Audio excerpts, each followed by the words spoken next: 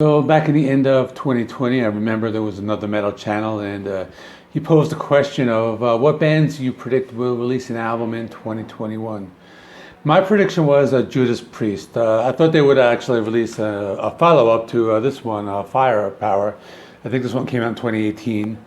And I was wrong, or actually I'm kind of wrong, because this new album by KK's Priest is kind of like a new Judas Priest album, but like Judas Priest from an alternate universe. It's a universe where Tim Ripper Owens remained the vocalist of Judas Priest and KK Downing stayed in the band. So in the real world, KK Downing left Judas Priest in 2011. There were some like strange relationships between him and the band and management. He was replaced by Richie Faulkner. Fast forward to 2018.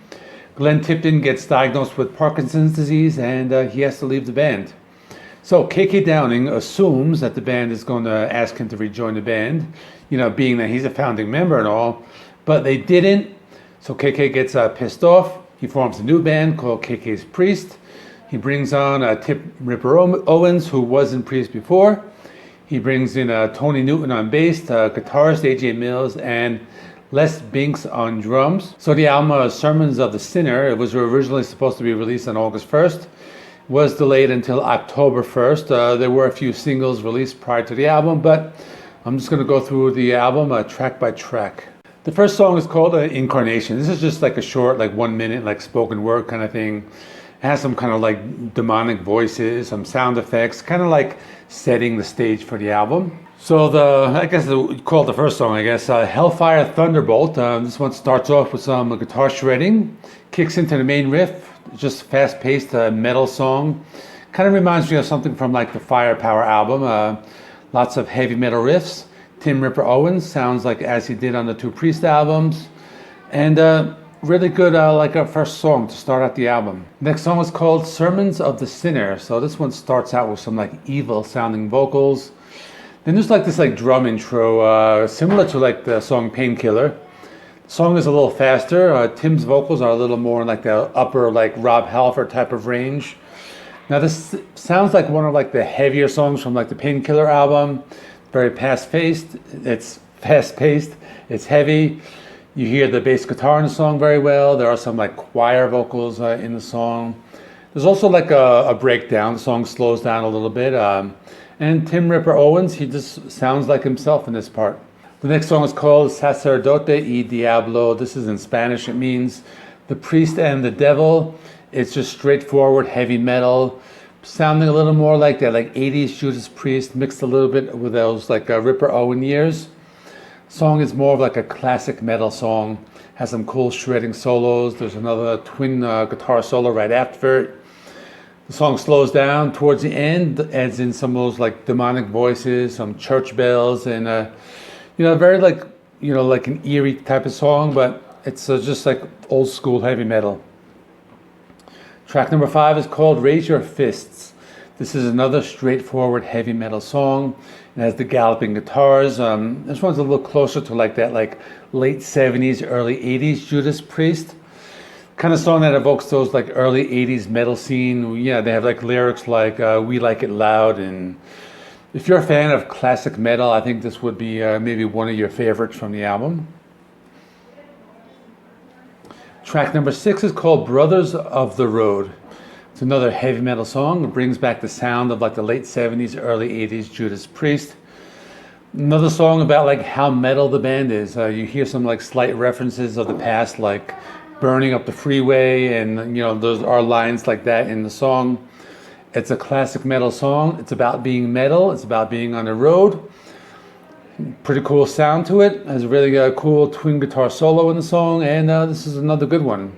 Track number 7 is called Metal Through and Through. So this is one of the two epic songs that are over 8 minutes, and the only song with metal in the title. This one it's slower. It's still a heavy song. It has some power chords and singing in the intro. The main riff reminds me a little bit of Iron Maiden, actually. They go into that territory a little bit. The verse section has some chugging guitars. There are some chanting style vocals. There are lots of riffs and tempo changes, so it doesn't really feel like a long song. As you get close to the 5-minute mark, it slows down. There's some clean guitars playing, some neoclassical parts. Song gets heavier towards like the end of it, but it kind of like closes out with like a slow pace and some heavy chords. And this is one of those songs that's just like very epic and very theatrical. Track number 8 is called Wild and Free. This song brings back like that fast and heavy side of the band, the traditional like fast-paced metal song, maybe similar to something from like the Ripper years or maybe like the Firepower album.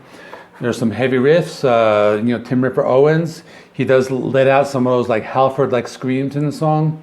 I like how the song slows down a bit at the halfway point, and there are some cool like vocal chants towards the end as well. Track number 9 is called Hail for the Priest. So the song has like a slow intro. Reminds me a little of that like modern Iron Maiden, but the song quickly goes into like full Judas Priest mode with like an onslaught of heavy guitars. The song has some cool like of those like choir vocals. The song has lots of energy, brings back the sound of that classic heavy metal. And the song does slow down towards the end with like a melodic ending. The final song is called Return of the Sentinel. And now, as you can see, there's a direct, Judas Priest reference here. This is the longest song at 9 minutes. It has like a brief, slow intro, but it's still a very heavy metal song. The song is very epic, has some slight like progressive metal undertones. There's lots of like shredding solos, but they do also do some time changes. There's a breakdown with some clean guitars playing some neoclassical passages. Tim Ripper Owens is kind of singing in like a lower, like a darker tone. There's some like choir singing in the background, and the song ends like on a slow melodic note as it kind of fades into the outro. So in conclusion, if you're someone who likes Judas Priest with Rob Halford and you did not like the Ripper albums from the 90s, you might not like this. This is the kind of like the Ripper era of Judas Priest, but a little more Judas Priest sounding, even though it's not Judas Priest. It's kind of like the way we live in a world where like there's a Metallica and a Megadeth. We live in a world with KK's Priest and Judas Priest. I would actually like both of these bands to continue like this. I enjoyed this album a lot. I give it a 9 out of 10. Brings back the classic metal of old Priest with the modern metal of that new Priest. The album sounds very good. All of the songs, there's no filler on the album. All the songs are bangers. The production is very crisp. So definitely recommend this to all the new fans. So that's it. Let me know what you thought of the album. If you heard it, if you haven't heard it, what do you think of the singles? Do you think this band should exist, or is there only one Judas Priest? So let me know what you think. Let's get a conversation going in the comments section.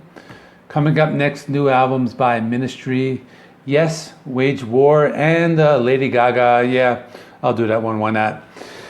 I'll get those done this weekend going into next week. This is JC Rock and Metal Reviews. My name is John. If you like Judas Priest, I did a top 5 Judas Priest albums video a couple months ago. I will link that right over there, or maybe you're there. I forget where I put them. But that is it. Thanks for watching. Like, comment, subscribe, and I will see you in the next one.